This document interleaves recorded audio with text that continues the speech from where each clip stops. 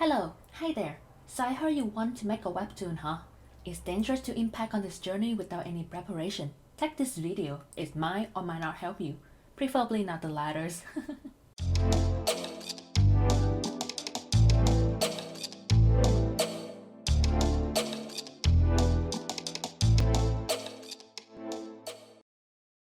Hi, I'm Michi, better known as 69 Michi online, but you can just call me Michi. I'm the creator of Rebirth, an original comic that you can find on Webtoon. I've been using Clip Studio Paint to create my Webtoon for about 4 years or so. Comics are a painfully long process, and I understand how intimidating it looks at first glance. By making this tutorial, I hope it will help streamline your work process if you're already making a webcomic, or give you that little light in the dark to lead you on your path to become a webcomic creator. I promise it's not that bad.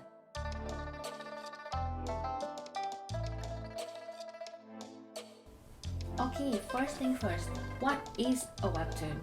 Unlike traditional comic and manga, webtoon is a vertical format comic, which means it's a kind of an infinite scrolling kind of deal. We just call it the vertical scrolling format.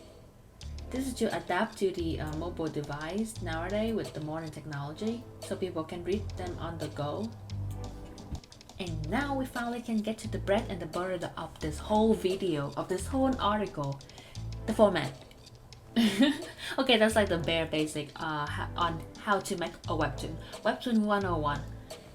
And CSP, the latest update of CSP has been very helpful for webcomic creators because they came with a webtoon template for you to use. Instead, I used to use the comic template like this one, and I just make the width and the height really big for webtoon users.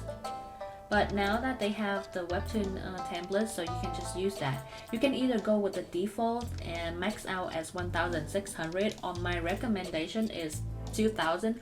Just go as big as you can, as big as your PC can handle without like crashing every time you try to save the canvas, because you can always shrink the resolution down for your need. You cannot really blow up the resolution for the strip. It will ruin your quality. So just do whichever that your PC can handle is actually. And you can just pretty much do this and put it in the folder that you need. Click OK, and it should create. But I want to draw your attention to this over here, something called the template. You can put, these are the default CSP template. I never use them actually, but I make my own comic template. Let me just make this for you to see real quick. But it's pretty easy to register a template. All you have to do is make a bunch of folder and layer that you need on a blank canvas, name them appropriately. You can even assign them a color just to be easy on the eye. Make sure you don't have the default background like it's usually called papers and the layer ones on the new canvas. Just delete them, and then you can just go to edit, register material, and register the template. I recommend to put them in their own folders. Just make a new folder so you can put on your custom brush, custom material, custom image in there to use in the future. I have like 3 folders like that. But yeah, that's pretty much how you'd make a custom template. But as you can see here, these are my new strip. These are the new episode that I just create. And after you attach the comic template into the new episode, every strip gonna be created with on the folder and the layers already here's name for you, ready for you to use. See, easy peasy, lemon squeezy. Oh yeah, I also forgot to say that if you have CSP-EX, like honestly, you can still make webtoon with Bro, but EX would really help you streamline your process by a lot. But back to what I was saying, If you have a CSPS, I recommend using number of page instead of number of page division to have multiple strips to work on, since page division only divide one single page into multiple smaller chunks. I tried that. I didn't like that. So just trust me on this. Okay, next up, storyboard, but it's vertical. Okay, repeat after me. Vertical, vertical, vertical. The vertical format tends to play with the distance between the object and the camera. Think of it as if you are an audience sitting at a stage play. That's how I interpret it, so I could do it. So one thing to keep in mind is to avoid long horizontal panel at all costs unless you want to force your audience to tilt their device by 90 degrees just to read that one panel. This doesn't mean you aren't allowed to do it, just try to be careful if you ever decide to do it. And on the screen there will be some example, because I will show you my embarrassment as I go through all these videos, don't worry about that. Okay, next up, scene transition. Scene transition is one of the perks that scrolling format had over traditional format. By utilizing the scrolling action, you can express the passage of time or building tension for a surprise reveal. Well, traditional comic like manga, they do this by flipping the page, but you cannot really do that on websites or on your device. So here's a few methods that I usually use to transition my panel. The most common scene transition is the use of sky background to express a passage of time. And can you tell that I'm actually reading a script? And when I'm actually not reading a script?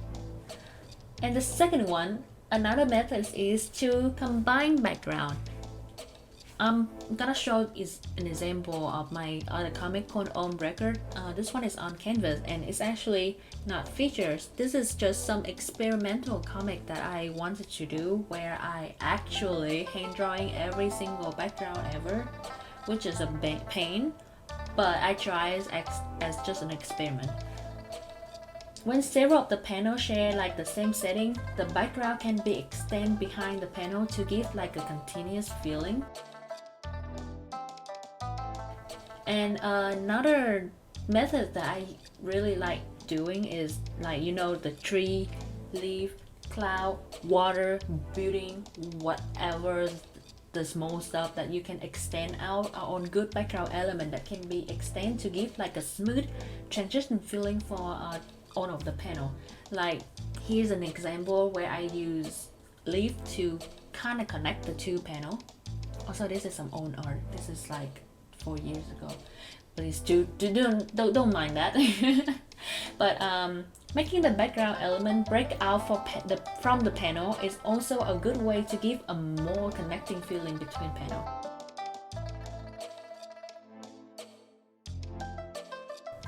And another method that I like using is called the dramatic zoom. This method of panel transitioning is best to express a character emotion. The way I usually do it is just kind of separate the eyes and the mouth, where you, as a comic, you kind of want to zoom into the eyes or the mouth to just show the character emotion. But instead of doing it in one panel, I like cutting them out. It's kind of slow down the pacing and express the character emotion even stronger than using just one panel. And the next method I like to do is called scene transition, but with the sound effect.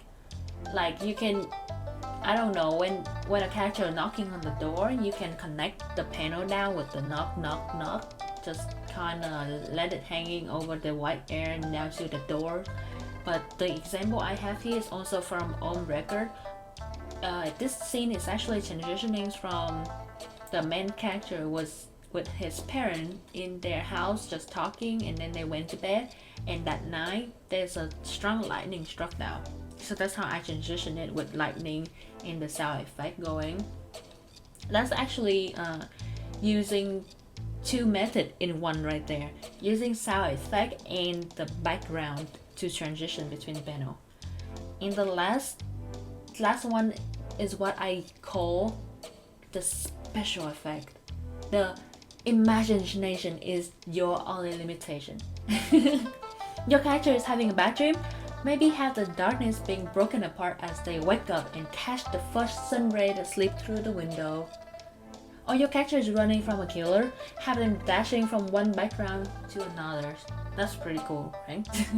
But think outside the box, explore the scrolling effect. There's like multitude of ways you can go around this. Action scene, everyone's favorite. Okay, I got a question from one of my readers. Can you explain the process of putting your ideas or story into panel? Like, I don't know, for an example, if a person was to kill another, how do you know how many panels it will take and how you adjust those panels? So the general way I would go around this is first panel is what I call the anticipation. The person will prepare to perform an action, and then the second panel is when the action happens. So it's like in the middle of what is going on, like the person strike, or like a zoom in of the knife striking toward the victim. And then the third panel would be the outcome. So like, did the strike hit? Did they stab the other person, or did the other person like get away in time, react in time? And the most important thing to keep in mind is the pacing of the action. The more panel you add in between the action, the slower it will feel. Like you can add in between the person, like the first panel to the third panel, you can add in maybe the victim kind of react to it, kind of look back, like zoom into his eye, and then there's another panel in between with the knife heading toward him. But that, if you go back and reread that, that would make the action feel a lot slower. So just keep in mind. But if you want the action to happen a lot faster, you can definitely take out the second panel when the action is happening. It's just really depend on what kind of character you have, what you are trying to achieve with this whole thing. Action scenes in Webtoon are quite unique because of the nature of the vertical scrolling format. Same rule regarding the placement of object and panel transitioning should be considered when doing an action scene. So think about how many characters are on the screen, what are they doing, where are they, what kind of environment can you like morph and form to fit with the vertical scrolling format. Also remember the whole vertical. Try to avoid doing horizontal. That's never gonna work. And now we have spacing between panels. And how does that work? Probably the most unique thing about vertical scrolling format is the use of spacing between the panel. I feel like this is purely a personal preference. Some people do it differently. Some people don't even care about the spacing between panel. They just want to have some sort of spacing so they can fit in the dialogue. But okay, this is speaking just for me. I tend to use the spacing between the panel to set the pace. The larger the distance, the more reader have to scroll. So to me, that means there's a bigger pause in between the two panels. My general advice for the normal distance between panels is that leave enough space to fit dialogue bubble nicely. Font size in Webtoon tend to be larger than traditional comic to accommodate the mobile reading experience. And since the comic is almost a full illustration on every panel, avoid having the bubble speech overlapping on top of your character by using the spacing in between the panel. It's generally a good idea. Of course, there are exceptions, like when you're using the bubble speech in a smart way to construct a specific panel. Next up is dialogue bubble speech. I know this video is getting long, so I'm gonna try to go through all this really quickly. A few things to keep in mind when constructing your bubble speech is that, as stated before, try to go for a big font size that's easy to read. Font choice should be something that's easy on the eye. Don't be like me and choose something like this. Yeah, I know it's horrible. Stop looking at it. Font like CC Whiteboards or Comic Sans are pretty good. I use Embro. Is that how you say it? But yeah, I use Embro. Just make sure to check the license of your font if you do make money out of your comic. you will then need a commercial license. And then remember, clusters are evil. For the love of everything holy, do your reader a service and space out your dialogue speech. Try to have no more than 4 sentences in a dialogue bubble, space them out. You can have multiple dialogue bubbles that smartly connect to one another when your character is speaking. And then you can either hand draw your bubble speech or download bubble speech, whichever suit your fancy. I dropped some link, there's like some bubble speech collection I dropped in my article, you can go check that out. And I do have a tip regarding bubble speech. You can merge your dialogue bubble into one layer. Please do that. Unless you don't like organizing, then I guess not. But don't worry, even when you merge all of them together, you can still move your individual bubble or dialogue around if needed. So if that was you worried, don't even worry about that. Also, if you do notice, if you read my comic and you notice all my bubble speech have like a slight transparency to them, I actually separate the text in the bubble to achieve this effect. And thanks to CSP auto action, this task is actually a lot easier than you thought. I also dropped like an auto action link in my article, so you can go ahead and check that out if you want to. Also, speaking of auto action, sorry if I'm going a little bit too fast, but this video is getting really long.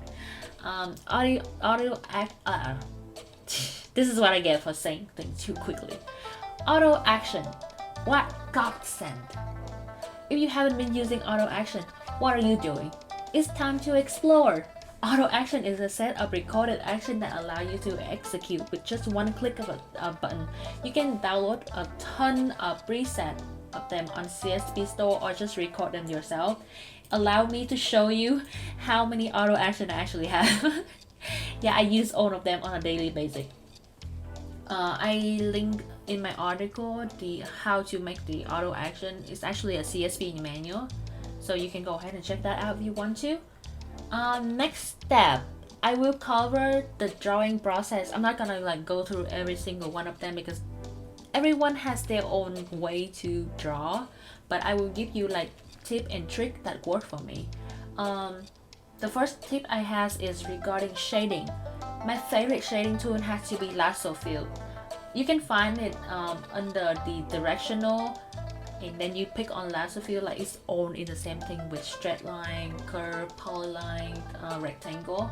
I use one color, set it to multiply layer to shade over my flat. I then use airbrush to apply different color on the shading layer depending on the lighting, but usually I just add like a shade of pinks. It's make everything a lot better. This tool had really speed up my process, so use it. It's really good. Another tool that I really like in CSP is the subview. Subview works almost like the navigators. You can fit it neatly into your sidebar. You can have multiple reference sheet and color palette sheet open and cycle through them in the subview. You can also enable the eyedropper tool to automatically pick the color in the subview to quickly color your art. To enable subview, go to Window, Enable Subview, like right here. If I can find it. I already have it enabled right here. Here's my subview. If you can see, it's on the side. Another program that I would really recommend is a reference program. This is not a CSP function, but having a program that you can just store all your reference art in is really handy. The one that I usually use is Pure Ref. I also dropped the link in my article if you want to check it out, but I have like all my reference arts in here and just some inspirational art that I like the sort of shading I like. So that's pretty much what I use. And the next tip that I would like to give you is register your material. Like if you have material that keep appearing in your comic or on your character design, register. Here you can see all of my register material. I mean, I also have line webtoon logo because I use that sometimes. But I have the floor and the wall in one of the background where I can just combine them and create the background as I need them to. I also have the chart window. So like this one is for my character. So I just register everything in there. Oh yeah, I also have an episode in my comic where there's like ice pillars everywhere. I drew multiple ice blocks on a large ref sheet and registered them on individually. You can see them right here. And you can go check out my episode. I believe it's episode 94, 95, 96. I think. But to just register a material, all you have to do is make sure you click on the layers on the material that you want. Go to edit, register material, go to and click on image.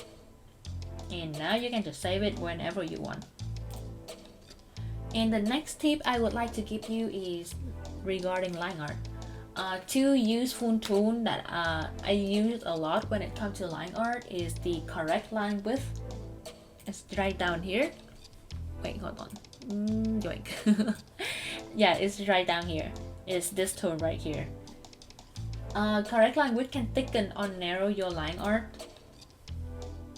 but it's work better on vector layer, but it can also work on rasterized layer, as you can see. I like this tool a lot. Vector layer is actually really good. Clip Studio kind of struggle to retain the same resolution of a rasterized layers when you transform it, either by shrinking it, enlarging it, or simply just freaking rotate it. But if you use vector layer, you won't lose any quality. Personally, I don't use vector layer because I heavily abuse the bucket tool to give my line some pressure, some more like line weight to it without abusing my hand too much. And vector layer doesn't like bucket tool. You cannot use bucket tool on vector layer, so that's something you can keep in mind. But if you do decide to use vector layers for your line art, don't forget to check out the vector eraser. If I can click, it's this one right here. It's very good. I will show an examples on the screen. I'm not gonna do it right now because I have a one-track mind. Let's move right on to background. There are a few ways to go about this. The first way, of course, hand draw your background if you're a masochist. It's very time consuming. I mean, if you really want to, you can. I did that for my comic on record. But you also have to keep in mind that I probably update 15 panels every month. Now I haven't even updated that comic for half a year. But yeah, if you want to do that, you can do that. But just keep that in mind. It's very time consuming to do that for every panel because we have to color. Because everyone loves colors for webcomic. Another way you can do it is use stock photo. If you do make money off of your comic though, please be careful not to use any image that you find on Google due to copyrighted reason. Try buying image from sites like Photobash. They have lots of good stuff that you can use for the background. Check out the Grim Reapers on WEBTOON. For like, I believe she used Photobash for her comic. Next up is, oh yeah, another way you can do is 3D model. The most common way that a lot of webtoon use nowadays is 3D modeling. Using SketchUp or other rendering program can give you a quick background material to use. You can build your own 3D model in SketchUp, Blenders, or you can also purchase them through a third-party website like Account 3D. I'm trying to pronounce that right. It's actually a really good website with a lot of 3D material you can purchase. Yeah, check them out. I will try to put the link in the description, or you can also find them on my article. Also, Clip Studio also support 3D model. If they are in like object format, you can save a lot of time by using 3D model for complicated object. The best way to plan a 3D model into your comic is by turning it into line art through LT conversion. But do keep it in mind that LT conversion is a Clip Studio EX function. It's not on Pro. And the last one, I believe, is typography. I'm not the best at typography. Sometimes I just do it without really knowing why I do it that way. But I usually hand draw my sound effect. But you can use specific font to make a sound effect if you prefer this consistency. I rely on the brush to deliver the kind of sound effect I want the sound to deliver. If it's like a rough sound like nails scratching on the blackboard, I choose like a brush with like a rougher edge to it and write the sound into more jagged shape. I have all of my sound effect brush in here, but I will have example of the sound effect on the screen because I did do all of that. And I want to say the last thing for a sound effect, another technique I usually use is have the sound effect follow like a specific movement that's happening in the panel. And here is an example. Hopefully it show up. Okay, to finish it up, check with the website that you're uploading your webtoon for the size requirement. Tablets allow up to 4000 pixel in height and 940 pixel in width, while webtoon only allow up to 1280 pixel in height and 800 pixel in width. Back when I was still uploading on both tablets and canvas, and on canvas, I just export the thing in webtoon size like 800 pixel and upload it on both of the website. Tablet doesn't really care. Adjust your setting accordingly for exporting. Go to File, Export Webtoon. And here's a few things that you need to keep in mind. For Webtoon, you need it to be 800 pixel. Specific page is just if you want to export like the specific page. Usually when I export everything. So click on page. And this is the most important part. Divide vertically. You can either do 1280 or 1200. I usually do this just to have the round number. If you for some reason can you cut your strip to upload with CSV, you can use a third-party site like Copy. That's it.